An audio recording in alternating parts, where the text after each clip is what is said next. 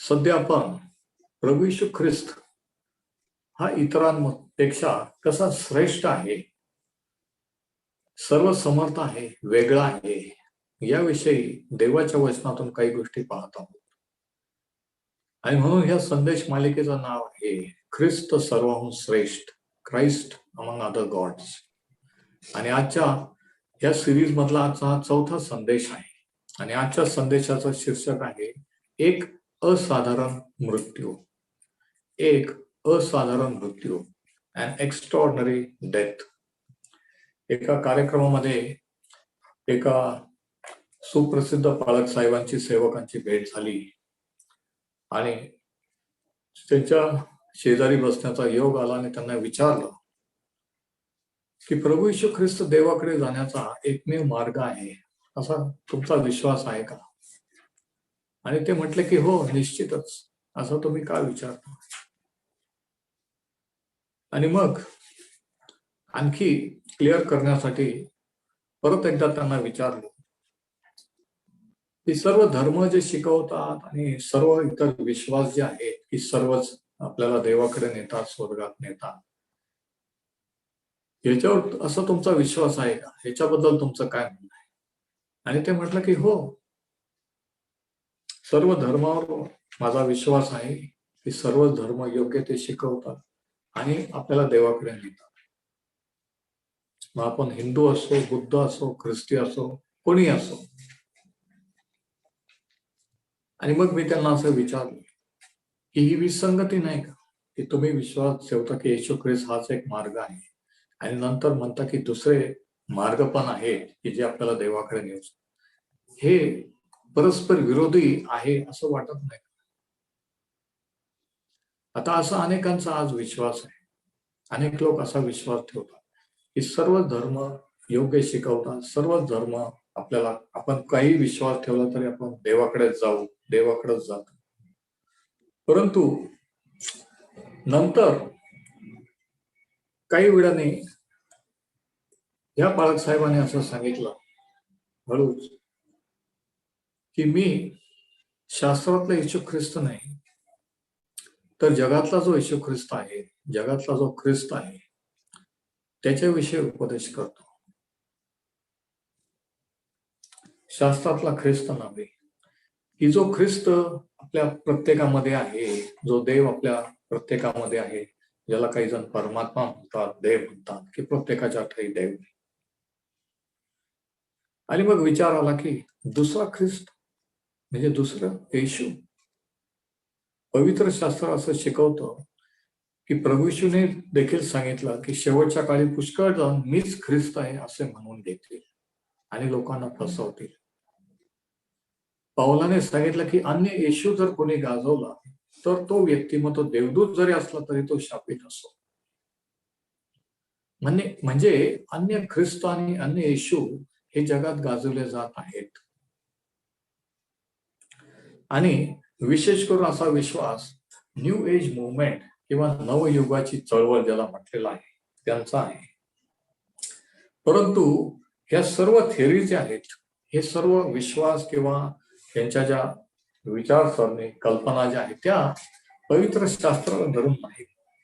आता प्रश्न असा आहे की what does the new age movement believe? नवयुगाचे लोक किंवा नवयुगाची चळवळ, हे लोक नेमकं काय विश्वास धरतात किंवा काय मानतात? आणि हे ऐकण्यासारखं आहे, जरा लक्ष द्या. नवयुगाचे लोकांचा विश्वास असा आहे की हव्वाचं आपण कौतुक केलं पाहिजे, कारण तिने अंतर्ज्ञानाने किंवा प्रकाशित होण्याचा मार्ग निवडला. ते असं म्हणतात की सैतानाची देखील आपण किंवा सर्पाची देखील प्रशंसा केली पाहिजे, त्याला समर्थन दिलं पाहिजे, कारण त्याने हव्वाला मदत केली प्रकाशित होण्यासाठी, अधिक ज्ञान, बरं वाईटाचं ज्ञान मिळवण्यासाठी. नंतर त्यांचा असा विश्वास आहे की जर हव्वाने देवाची आज्ञा मोडली नसती आणि ते फळ खाल्लं नसतं तर तिचे डोळे उघडले नसते आणि तिला अजून ज्ञान किंवा अंतर्ज्ञान मिळालं नसतं. म्हणजे एडेन बागेमध्ये माणसाचं जे पतन झालं असं ते मानत नाही, तर उलट पतन न होता तिथं माणसाची उन्नती झाली. माणसाला अजून ज्ञान मिळालं, बऱ्या वाईटाचं ज्ञान मिळालं. आणि म्हणून त्यांचं म्हणणं असं आहे की देवाची आज्ञा मोडली ते एका अर्थाने बरं झालं. किती विशेष आहे नाही का? आता अनेक धर्माच्या साहित्यामध्ये, वाङ्मयामध्ये देव्यांवर भर दिलेला आहे. गॉडेसेस, देवी. का? कारण त्या सर्व देवांची प्रमुख ही हवा होती, असं त्यांचं म्हणणं आहे, की जिने योग्य मार्ग निवडला आणि सैतानाने तिला मदत केली, सर्पाने, आणि तो जसं काही तारणारा झाला. आता हा विश्वास किंवा हे मत हे पवित्र शास्त्राला धरून नाही आहेत. या कल्पना, शास्त्रातला येशू ख्रिस्त हा वेगळा आहे, शास्त्रातला देव हा वेगळा आहे. आणि सध्या आपण याविषयी पाहत आहोत. आणि आजच्या संदेशाचा शीर्षक आहे एक असाधारण मरण, म्हणजे ख्रिस्ताचा मृत्यू किंवा मरण. आणि ह्याच्यातून आपण पाहू की ख्रिस्ती विश्वास हा इतर विश्वासांपेक्षा कसा वेगळा आहे आणि का वेगळा आहे. आता नव्या करारामध्ये याबद्दलच्या किंवा माणसाच्या तारणाविषयीच्या 6 महत्वाच्या गोष्टी सांगितलेल्या आहेत. There are 6 statements or facts in the New Testament about salvation. तारणाविषयी 6 महत्वाच्या गोष्टी, 6 महत्वाचे विधान करण्यात आलेले आहेत तारणाविषयी. पहिला पॉइंट, तारणाची योजना ही देवाने केली. तारणाची योजना ही देवाने केली. आता जर तुम्ही लिहून घेत असाल तर तयार, गॉड प्लॅन सॅल्वेशन. आणि हे आपल्याला तीतला पत्र याचा पहिला अध्यायाच्या 2ऱ्या वचनात वाचायला मिळते. तीतला पत्र 1, तिथं असं म्हटलेलं आहे, विश्वासात साम्य असल्यामुळे मला खऱ्या पुत्रा समान असल्या त्रित्याला जे युगाचे जीवन सत्य प्रतिज्ञा देवाने युग कालापूर्वी देव केले आणि त्याविषयीचे वचन आपल्या तारणाऱ्या देवाच्या आज्ञेने मला सोपविले, त्याची घोषणा यथाकाली त्याने प्रगट केली. म्हणजे तारणाची योजना ही देवाने, माणूस एदेन बागेत माणसाने पाप केल्यावर केली नाही. देवाला माहित होतं काय घडणार. सृष्टीच्या निर्मितीपूर्वी, जगाच्या, माणसाच्या, आदाम हवाच्या निर्मितीपूर्वी देवाने ही योजना केली होती. त्याला माहित होतं की माणूस पापात पडेल, सैतान त्याला फसवेल, म्हणून तारणाची योजना ही देवाने अगोदर केली होती. म्हणजे शास्त्रातला देव हा इतर देवांपेक्षा वेगळा आहे. काही लोक देव मानतात की देव एक शक्ती आहे. देवाबद्दलच्या त्यांच्या वेगवेगळ्या कल्पना आहे. परंतु शास्त्रातला देव शक्ती नसून एक व्यक्ती आहे, अ पर्सन,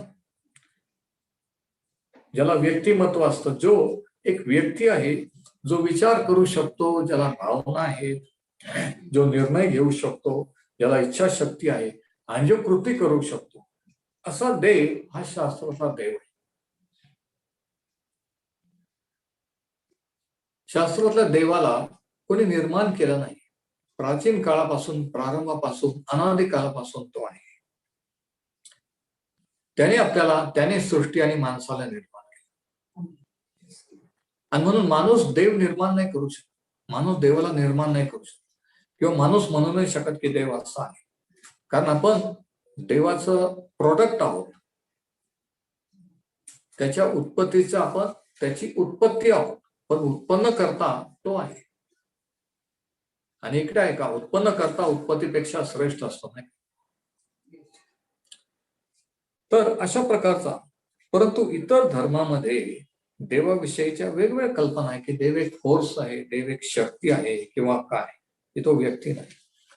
आता रोमन लोक प्राचीन काळामध्ये कैसर जो सम्राट याची वर्षातून एकदा भक्ती करत असत देव. फारो विषयी सुद्धा इजिप्शियन लोक, मिस्री लोक, फारो एक त्यांचा देव म्हणून ते मानत होते, देवाचा अवतार. आणि काही लोक रोमन काळामध्ये प्रभू येशूच्या काळात कैसराची आणि ख्रिस्ताची भक्ती करत होते, आणि अशी आज्ञा होती की तुम्ही वर्षातून एकदा कैसराची भक्ती देव म्हणून करायची, मग बाकीच्या दिवशी तुम्ही कोणत्याही देवाची भक्ती केली तरी चालतं. परंतु ज्यांना ख्रिस्त कळलेला होता, ज्यांना देव कळलेला होता, ते तसं करत नव्हते. त्यांचा विश्वास होता की देव एक व्यक्ती आहे आणि तो निर्माण करता देव आहे, आणि त्याने माणसाच्या तारणाची योजना केलेली आहे. आणि म्हणून पहिली गोष्ट ही की तारणाची योजना ही देवापासून आहे, देवाने केलेली, माणसाने नाही. दुसरा पॉइंट, दुसरी गोष्ट ही की तारणाची सुरुवात किंवा तारण हे देवापासून आहे, योजना त्याची आहे, आणि कृती पण. God initiated सॅल्वेशन. रोमकरास पत्र याचा 3रा अध्याय, आणि ह्या अध्यायामध्ये रोमकरांना लिहिताना जे विधर्म्यातून आलेले लोक होते त्यांना हे पत्र लिहिताना पाऊल असं लिहितो. रोमकरास पत्र 3:21, रोमन्स 3:21.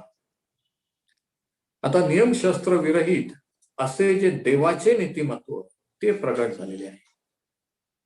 नियमशास्त्रामध्ये नियम होते, काय करायचं काय करायचं नाही, आज्ञा होत्या, विधी होते. पण पाऊल म्हणतो की नियमशास्त्र न पाळता, नियमशास्त्राशिवाय देवाचं स्वतःचं नीतिमत्व, देवाची धार्मिकता प्रगट झालेली आहे. त्याला नियमशास्त्राची व संदेशाची साक्ष आहे. म्हणजे नियमशास्त्रात ते सांगितलं होतं की देव एक दिवशी त्याची नीतिमत्व माणसाला उपलब्ध करून देईल. संदेशाने ते सांगितलं होतं. नियमशास्त्राची व संदेशाची साक्ष आहे, म्हणजे जुन्या कराची साक्ष आहे. वचन 22, हे देवाचे नीतिमत्व येशू ख्रिस्तावरील विश्वासाच्या द्वारे सर्व विश्वास ठेवणाऱ्यांसाठी आहे, त्यात भेद नाही. आणि मग तो म्हणतो की देवाने अशी एक धार्मिकता माणसाला अवेलेबल करून दिली की माणूस देवासमोर नीतिमान धार्मिक ठरू शकतो, की जी नीतिमत्ता आपल्याला नियमशास्त्र न पाळता, कोणतेही विधी क्रियाकर्म न करता, धर्मकर्म न करता उपलब्ध झालेली आहे.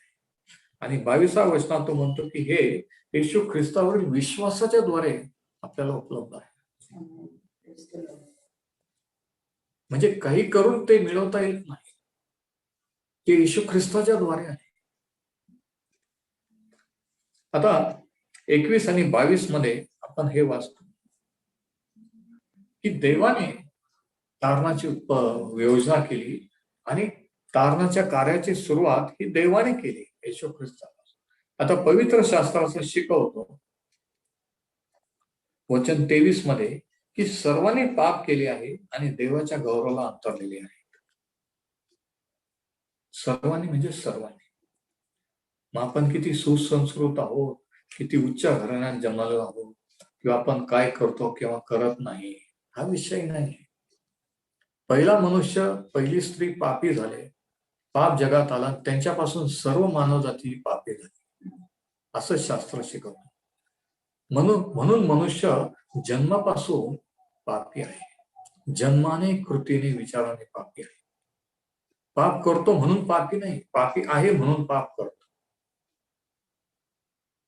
असं पवित्र शास्त्र शिकवतं. की माणसाचा आणि देवाचा संबंध पापामुळे कट ऑफ झालेला आहे, तुटलेला आहे, असं शास्त्र शिकवतं.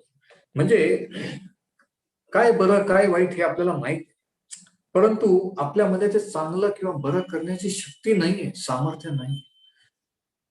आपल्याकडून वाईट घडतं, आपली इच्छा नसताना आपण पाप करतो, पापात पडतो, हा आपला प्रॉब्लेम आहे. म्हणजे आपण स्वतःला बदलू शकत नाही, आणि म्हणूनच आपल्याला कोणीतरी बदलण्याची, देवाने आपल्याला बदलण्याची गरज आहे. आणि हे कार्य फक्त प्रभू येशू ख्रिस्त करू शकतो. तो जीवन बदलण्यासाठी आला, धर्म बदलण्यासाठी, विचार बदलण्यासाठी, आणखी काही चांगले विचार, कल्पना किंवा नव्या आज्ञा द्यायला नाही, तर तो आपलं जीवन, आपलं अंतःकरण बदलायला आलं. आणि मग आणखी एक गोष्ट जी आहे ती म्हणजे देवाची पवित्रता. शास्त्रातला देव हा परम पवित्र असा देव आहे, आणि माणूस हा एकेकाळी पाप करण्यापूर्वी तसा होता, पण पापी झाल्यामुळे देवाशी त्याचा संपर्क तुटल्यामुळे देवापासून तो दूर झाला. एक मोठा दुरावाने गॅप निर्माण झाली. आणि म्हणून पवित्र देवाशी जर पापी माणसाचा समेट व्हायचा असेल तर माणूस त्याच्याबद्दल स्वतःबद्दल काहीच करू शकत नाही. देवाने केलं तरच ते होऊ शकतं. तरच माणसाचा देवाशी समेट होऊ शकतो.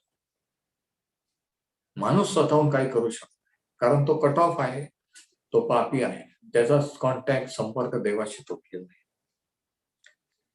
सेंट ऑगस्टिन नावाचे एक संत होऊन गेले सेवक, त्यांनी असं म्हटलं की until we understand how bad we are, we cannot understand how good God is. म्हणजे काय? जोपर्यंत आपण किती पापी आहोत, वाईट आहोत याची आपल्याला जाणीव होत नाही, तोपर्यंत देव किती चांगला आहे याची आपल्याला जाणीव होऊ शकत नाही, कळू शकत नाही. आणि म्हणून पहिली गोष्ट ही की देवाने तारणाची योजना केली. दुसरी गोष्ट ही की तारणाची सुरुवात देवाने केली येशू ख्रिस्ताच्या द्वारे. आणि तिसरी गोष्ट ही, तिसरा पॉइंट हा की देवाने माणसाच्या तारणाची योजना पूर्ण केली. गॉड कम्प्लिटेड आवर सॅल्वेशन. 24वा वचन बघा, रोमकरास पत्र 3:24. ते म्हणजे ख्रिस्तावर विश्वास ठेवणार, ते ख्रिस्त येशूने खंडणी भरून प्राप्त केलेल्या मुक्तीच्या द्वारे देवाच्या कृपेने मोबदल्या वाचून नीतिमान ठरतात. आता एका वाक्यात किती गोष्टी सांगितलेल्या बघा, जरा ते वचन बघा. ते ख्रिस्त येशूने खंडणी भरून प्राप्त केलेल्या मुक्तीच्या द्वारे. ख्रिस्ताने मुक्ती किंवा तारण प्राप्त करून दिलं आपल्याला, पण कसं? खंडणीच्या द्वारे. आणि खंडणी त्याच्या अर्पणाच्या, त्याच्या मृत्यूच्या द्वारे, देवाच्या कृपेने. आणि हे देवाच्या कृपेमुळे आहे. कृपा म्हणजे काय? ज्याच्यासाठी आपण लायक नाही ते आपल्याला दे. हे देवाच्या कृपेने मोबदल्या वाचून नीतिमान ठरतात. म्हणजे आपल्याला देवाला काही मोबदला देण्याची गरज नाही. पण आपल्याला प्रत्येकाला असं वाटत असतं, कोणते आपण जाती धर्माचे असो, की आपण देवासाठी काहीतरी केलंच पाहिजे, त्याच्याशिवाय आपल्याला देवाकडून काही मिळू शकत नाही, मिळणार नाही. ही सर्वसाधारण माणसाची कल्पना आहे. किती जण ऐकत आहे की नुसतं विश्वास ठेवा की काही न करता आपोआप मिळत नसतं. आपण देवासाठी काहीतरी केलं तर तो आपल्यासाठी करू नये. आणि हा फरक इतर धर्मात आणि ख्रिस्ती धर्मात आहे, की प्रत्येक धर्म सांगतो की आपण काहीतरी केलं पाहिजे, आपण चांगलं कर्म केलं पाहिजे, वाईट नाही केलं पाहिजे, मग देव प्राप्ती होईल, मग मोक्ष किंवा मग तारण होऊ शकतं. पण फरक हा पवित्र शास्त्रामध्ये आणि इतरांमध्ये आणि ख्रिस्ती विश्वासामध्ये हा आहे की आपण जर प्रभू येशूच्या द्वारे जे देवाने मुक्ती किंवा तारण उपलब्ध केलं, ते आपल्याला ते देवाच्या कृपेमुळे आहे. आणि देवाच्या कृपेमुळे आपल्याला, आपण विश्वास जर ठेवला तर ते विश्वासाने आपल्याला मिळू शकतं. म्हणजे आपल्याला काही करण्याची गरज नाही, देवाला काही देण्याची गरज नाही. किती विशेष आहे ना. आपण लोक देण्याचा प्रयत्न करतात.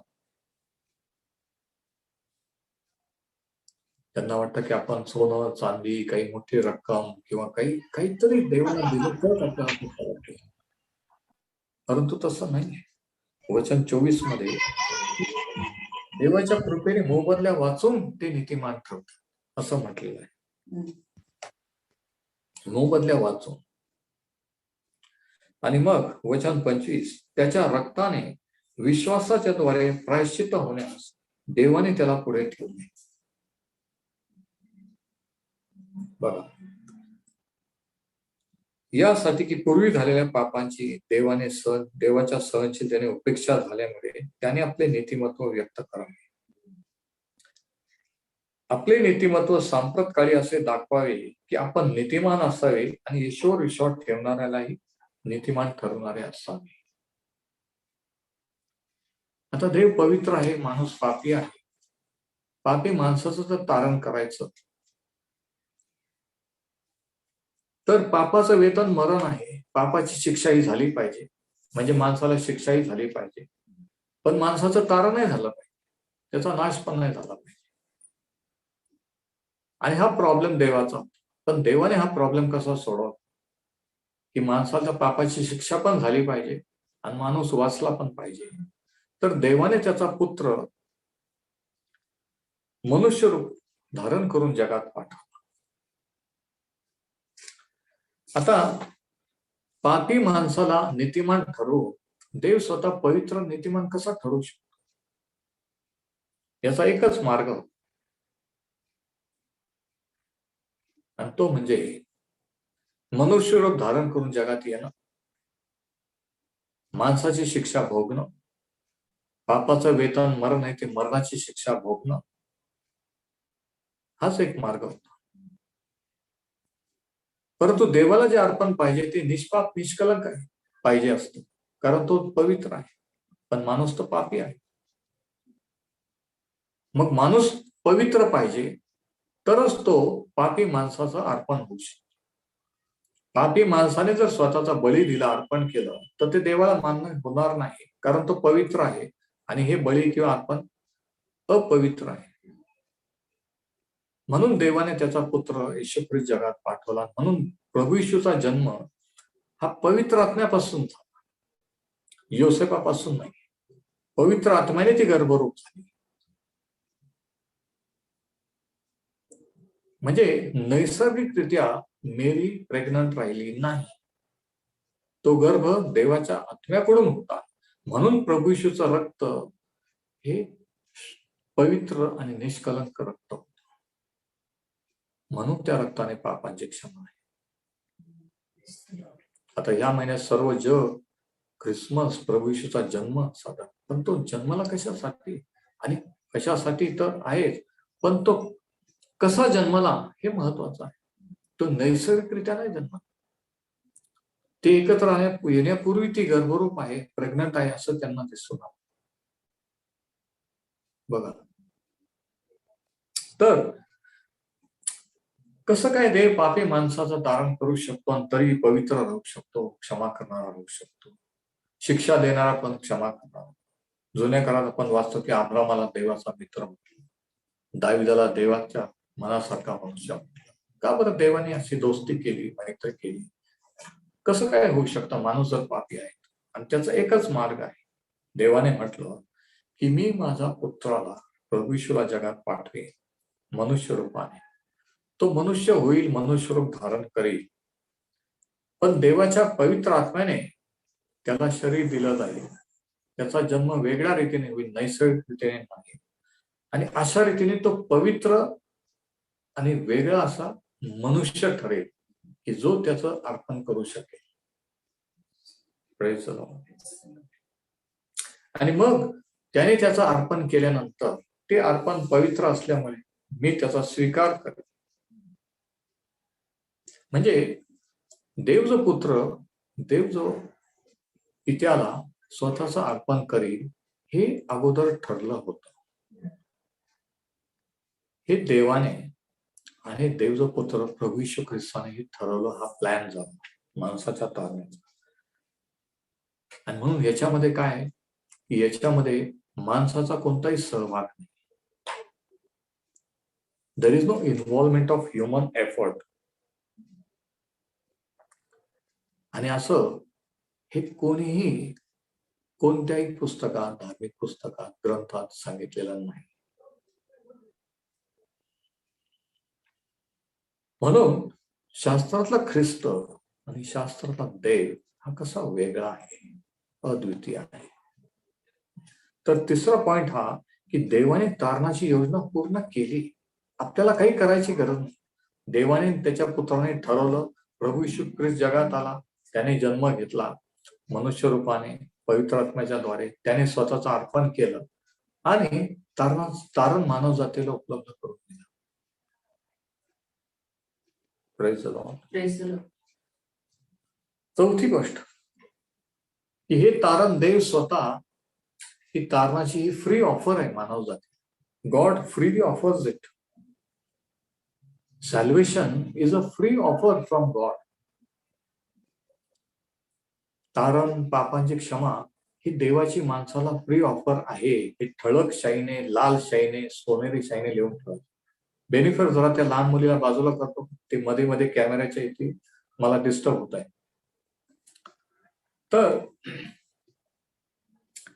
तारण ही देवाची मोफत ऑफर आहे. 27 वचन बघ, रोमकरास पत्र 3 आणि वचन 27. आणि या ठिकाणी पाऊल असं लिहितो की तर मग खुशारकी मारणे कुठे? आपण खुशारकी मारू शकतो की आम्ही हे केलं म्हणून देवाने ते केलं, आम्ही हे केलं म्हणून ते झालं नाही. तो म्हणतो ही जर सर्व देवाची योजना होती, देवाने सुरुवात देवापासून आहे तारणाची योजनेची, आणि देवाने ते पूर्ण केली, मग आपला त्याच्यात काय सहभाग? काहीच नाही. आपण काय केलं? काहीच नाही. सगळं काही देवाने केलं. Praise the Lord. 27व्या वचनात सांगतो की मग खुशारकी मारणं कुठे? खुशारकी नाही मारू शकत.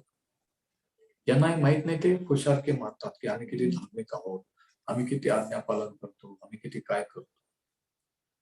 पण जेव्हा आपल्याला देवाची योजना कळते की तारणाची योजना ही देवाने सर्व काही केलंय, मला काही करायची गरज नाही, ठेवलेलं नाही, आपण खुशारकी मारूच शकत नाही. तर मग खुशारकी मारणे कुठे? ती बाहेरच्या बाहेर राहून गेली. कोणत्या प्रकारच्या नियमाने? कर्माच्या. काय कर्मावर आपण खुशारकी मारू शकतो? नाही. तर विश्वासाच्या नियमाने. कर्म करायची गरज नाही, कर्म करून फायदा नाही, कारण आपण पापी असल्यामुळे आपण कितीही चांगले कर्म केली तरी देवाच्या दृष्टीने पापीच राहतो. म्हणून तो म्हणतो कर्माची खुशारकी आपण मारू शकत नाही, नियमशास्त्राची पण नाही, कारण कोणी नियमशास्त्र पाळू शकत नाही. मग राहिलं काय? विश्वासाच्या नियम. आणि हे 27व्या वचनाच्या शेवटी सांगितलं. आता हा बायबल स्टडी फार फार महत्वाचा आहे, म्हणून सर्वांनी शास्त्रात बघायचं आहे, लेकरांना डिस्टर्ब व्हायचं नाही. यावरून मनुष्य, आणि मग 28वा वचन बघा, यावरून मनुष्य नियमशास्त्रातील कर्म वाचून हा शब्द अंडरलाईन, म्हणजे कर्माशिवाय, कर्म न करता, ऐकून घ्या, याशिवाय यामुळे मनुष्य नियमशास्त्रातील कर्म वाचून, म्हणजे नियमशास्त्रातील आज्ञा, 10 आज्ञा आणि ते विधी आणि अर्पण किंवा काही कर्म धर्म न करता कर्म वाचून विश्वासाने नीतिमान करतो.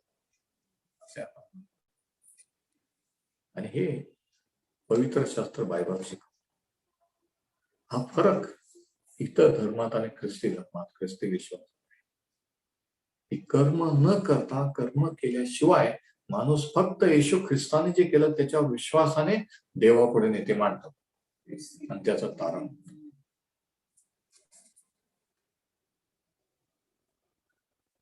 वचन 29 आणि मग पुढे तो काय म्हणतो? आता काही जणांना वाटेल की हे फक्त ख्रिश्चन लोकांसाठी आहे किंवा हे फक्त यहुदी लोकांसाठी, पण तसं आहे का? 28वा वचन बघ, तो प्रश्न विचारतो, देव केवळ यहुद्यांचाच आहे का? यहुदी लोकच निर्माण केले का? बाकीचे जगाचे लोक देवाने नाही निर्माण केले? आपण जे भारतीय, आपल्याला नाही निर्माण केलं? हो, सर्व राष्ट्र, सर्व लोक, सर्व सृष्टी त्याने निर्माण केली. देव केवळ यहुद्यांचाच आहे का? विदेशी लोकांचा नव्हे? हो आहे. आपण जे विदेशी, विधर्मी, आपला देव नाही का? आपला पण आहे, शास्त्र सांगतं. आणि म्हणून परमेश्वर म्हणतो की मी सर्व मानव जातीचा देव आहे. सर्व मानव जाती त्याला ओळखत नाही, त्याची भक्ती करत नाही, तो भाग वेगळा, पण तो सर्व मानव जातीचा देव आहे असं शास्त्र शिकवतं. जर देव एकच आहे आणि तो सुन्नी लोकांना, म्हणजे इस्रायल लोकांना विश्वासाने, बेसुन्नी लोकांना म्हणजे विधर्म्यांना विश्वासाच्या द्वारे नीतिमान ठरवी, तो विदेशी लोकांचाही देव आहे. म्हणजे काय? म्हणजे जे त्याचे निवडले लोक इस्रायल, यांनाही तो विश्वासानेच नीतिमान ठरवतो. आणि आपण जे विदेशी, परराष्ट्राचे, परजातीचे, परधर्माचे, आपल्यालाही विश्वासानेच तो नीतिमान ठरवतो. Praise the Lord. आणि म्हणून शास्त्र सांगतं की तारण ही विश्वासाने आणि देवाच्या कृपेने आहे. कर्म केल्यामुळे हे झालं नाही, तर हे देवाची देणगी आहे, देवाचं दान आहे. इफिस 2:8. तारण ही देवाची मानव जातीला मोफत देणगी आहे, मोफत, फ्री. म्हणजे काय आम्ही काही करायचं ते काय नाही.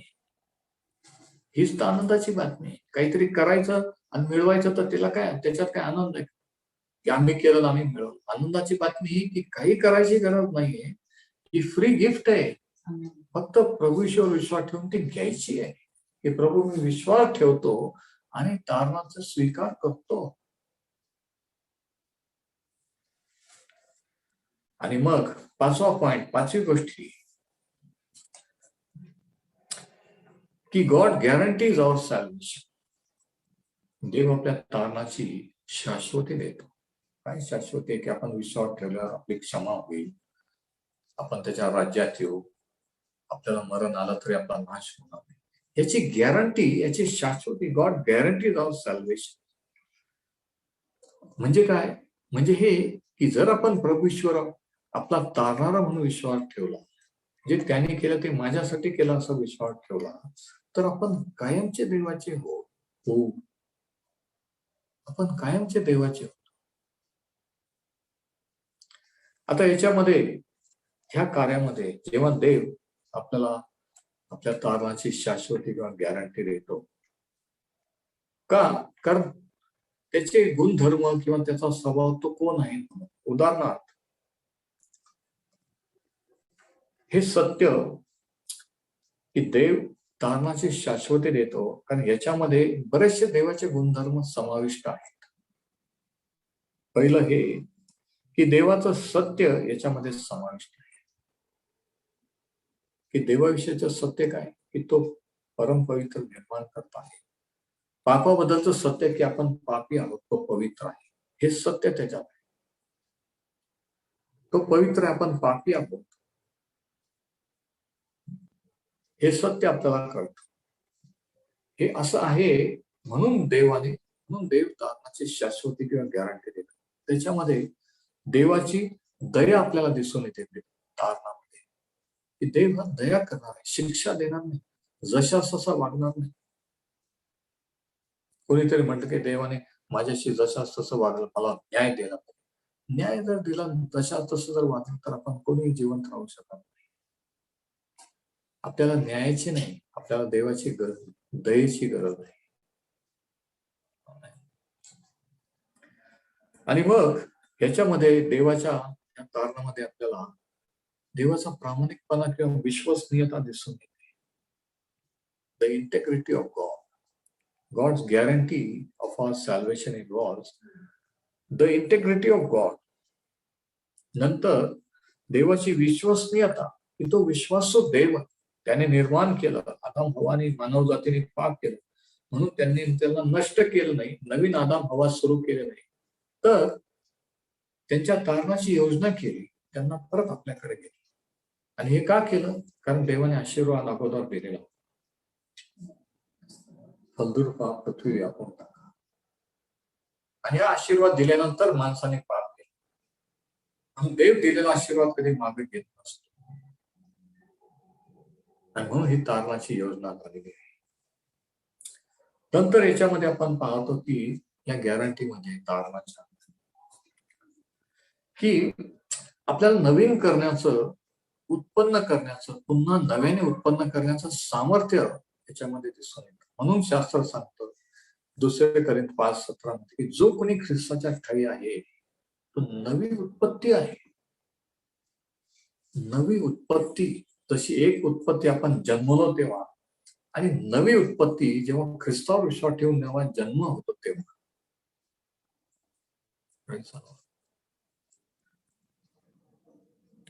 म्हणजे ती देवाची तारणाची गॅरंटी काय?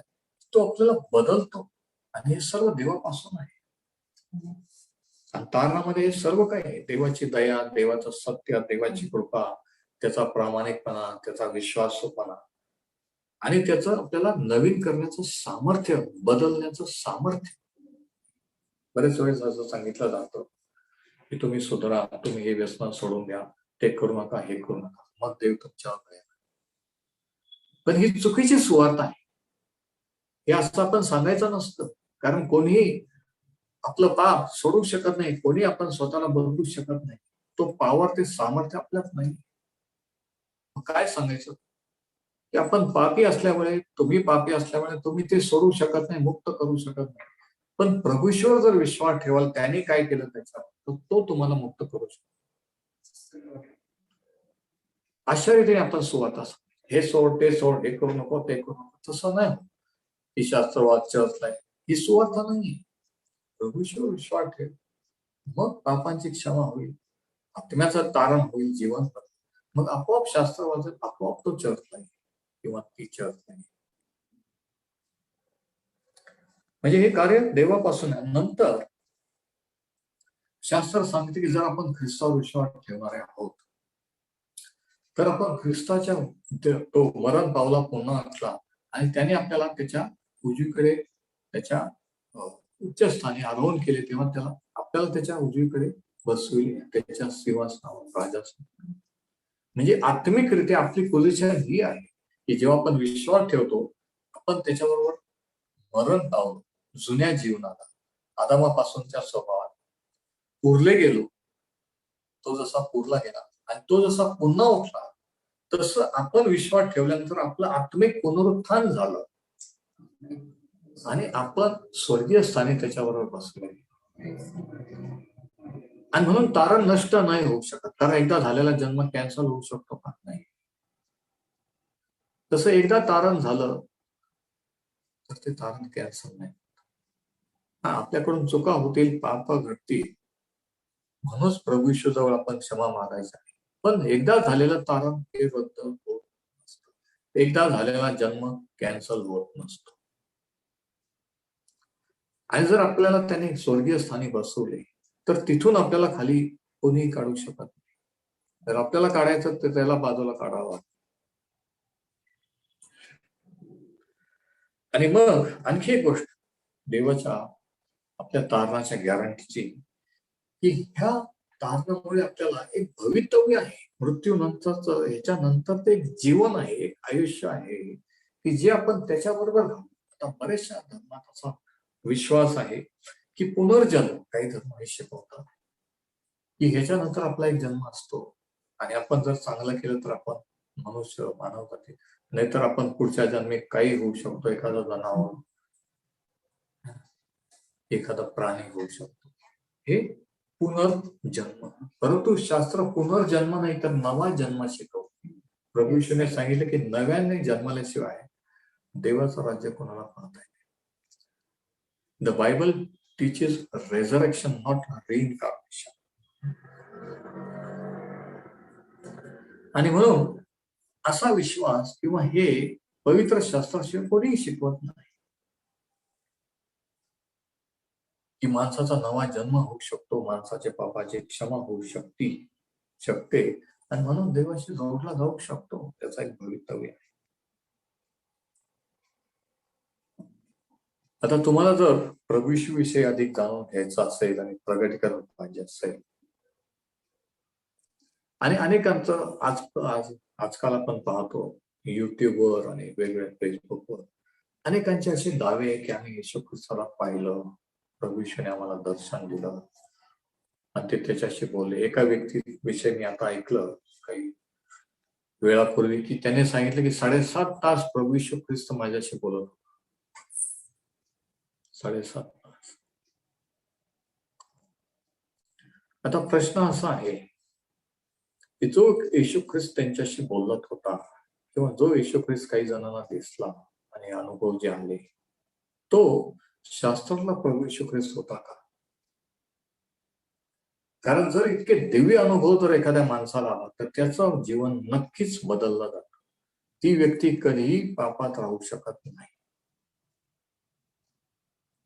परंतु जर ती व्यक्ती पापात राहते, पापी जीवन जगते, जर जीवन बदललेलं नाही, फक्त सुपर नॅचरल दैवी अनुभव, दृष्टांत, स्वप्न किंवा आवाज आले किंवा काही प्रकाश दिसला, तर तो शास्त्रातला येशू ख्रिस्त नसतो.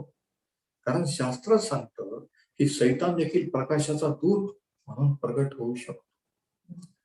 म्हणून प्रत्येक दृष्टांत, प्रत्येक स्वप्न हे देवापासून नसतं. प्रत्येक अनुभव हा देवा. जर आपल्याला उत्सुकता आहे, जर कोणाला उत्सुकता आहे, तर सैतान पाहतो, दुरात्मे पाहतो की याला स्वप्न पाहायचं आहे, याला दृष्टांत पाहिजे, याच्याबद्दलचा थ्रिल आहे. तो पण पटकन एखादा दृष्टांत, एखादा स्वप्न दाखवून आपल्याला वाटतं की खरंच देवाने मला दर्शन. पण तो अनुभव, ते स्वप्न किंवा दृष्टांत जर आपल्याला पवित्र शास्त्राकडे वळवत नसल, देवाकडे वळत नसल, पश्चाताप करायला मिळत नसल, तर तो अनुभव खोटा आहे. तो पवित्र आत्म्यापासून, देवापासून नाही. कारण देवाशी माणसाची गाठ झाल्यानंतर माणूस कधीही सेम राहत नाही. कायमचा बदलला जातो. सगळ्या जगाला ते दिसून हे काहीतरी झालेलं आहे, देवाने परमनंट चेंज. म्हणून प्रभू येशू ख्रिस्ताबद्दल जर जाणून घ्यायचं, दिव्य अनुभव पाहिजे असेल आणि जर मिळाला असेल, तर हा प्रश्न विचार की तो शास्त्रातला ख्रिस्त होता. पवित्र शास्त्रातला ख्रिस्त कसा आहे? पवित्र शास्त्रातला ख्रिस्त हा तारणारा आहे, मारणारा नाही, शिक्षा देणारा नाही. आणि ख्रिस्ती विश्वास किंवा पवित्र शास्त्र एकमेव असं शिक्षण देता शिकवतो. ख्रिस्ती विश्वास हा एकमेव असा विश्वास आहे की ज्याच्यामध्ये तारणारा आहे. जो इतर कोणत्याही धर्मात, कोणत्याही विश्वासात नाही. जगात अनेक धर्म आहेत, तारण फक्त येशू ख्रिस्ताच्या एकाच नावामध्ये आहे. प्रेषितांची कृत्ये 4 आणि 12. आकाशाखाली मनुष्यामध्ये दुसरं कोणतंही नाव दिलं गेलं नाही ज्याच्यामध्ये तारण आहे. फक्त एकच नाव, आणि ते नाव आहे येशू. आणि म्हणून जेव्हा त्याचा जन्म झाला, कुमारिकेला मरियेला देवदूताने सांगितलं की तू त्याचं नाव येशू ठेव, कारण तो आपल्या लोकांना पापापासून तारेल. आता हे जे तुम्ही ऐकलं, त्याच्यावर आता निर्णय तुमचा आहे. जर तुम्हाला जाणीव झाली असेल की खरंच आपण पापी आहोत, देवाच्या गौरवानंतर देवापासून डिस्कनेक्ट झालेलो आहोत, आणि येशू ख्रिस्ताने जे वधस्तंभावर केलं ते माझ्यासाठी केलं, त्याने अर्पण केलं, त्याच्या रक्ताने पापाची क्षमा आहे, तर तुम्ही असं म्हणू शकता, तुम्ही यावेळेस त्याच्याकडे येऊ शकता आणि म्हणू शकता की प्रभू, मी तुझ्यावर विश्वास ठेवतो, तू माझ्यासाठी या जगात आलास, तुझ्या रक्ताने माझी क्षमा कर. कारण त्याने म्हटलं, जो कोणी माझ्याकडे येईल त्याला मी कधी घालून देणार नाही. म्हणजे जेव्हा आपण त्याच्याकडे येतो त्यावेळेस तो आपला स्वीकार करतो, नाकारत नाही, तो आपली क्षमा करतो. म्हणून निर्णय हा तुमचा आहे, निर्णय हा आपला आहे. आणि माझी अशी प्रार्थना आहे की योग्य तो निर्णय तुम्ही घ्या. जर घेतला असेल तर त्याचे आभार मानूया की त्याने हे सर्व आपल्यासाठी केलेलं आहे. त्याचं मरण एक असाधारण मरण आहे. परमेश्वर हे वचन आशीर्वादित करो. यावेळेस